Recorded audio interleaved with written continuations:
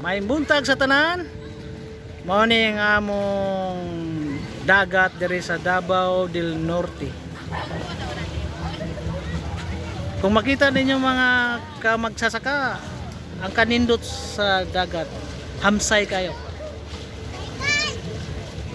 Inaot doon nga kamutanan, mainganyo ani ug manhi diri lugar. Aron lang ma-experience ang beauty, kagwapo diri sa Davao del Norte dagat. Kung kinsa man tay gustong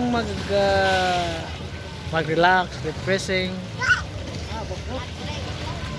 diri dapita lang anhimo diri sa daplin sa baybayon ug mag-enjoy, unwinding, relieving all stresses na gihatag din kalibutan na.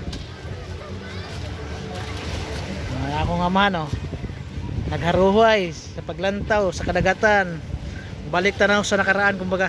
Ayan si Simli na siya, ayan si Nicole, tapos si Kobe. Happy, hello, hi. Hi Nicole, hi Nicole, hello. So ani lang mo rin sa bisita mo sa Davao del Norte aron ma-experience ang kanindot sa tranquility of the sea kumbaga.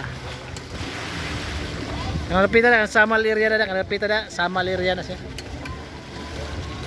Nindot kayo ang dagat mga kaitsunan. Daghan kayong tao. Karon di pa kayo kay sayo pa man. Kay niani man rin mga around about rin around before 4:45. Di kami sa mga alas 4 sa buntag. Kay ang sunrise sa mong gihabol, karon medyo ulan-ulan man gud.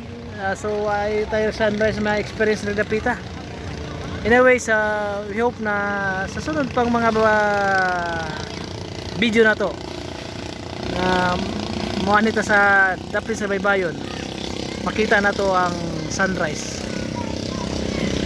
Dari lang ko to sa sunod na video. Just share and comment for further improvise of my videos and to improve my videos. Thank you. Salamat sa pagtanaw.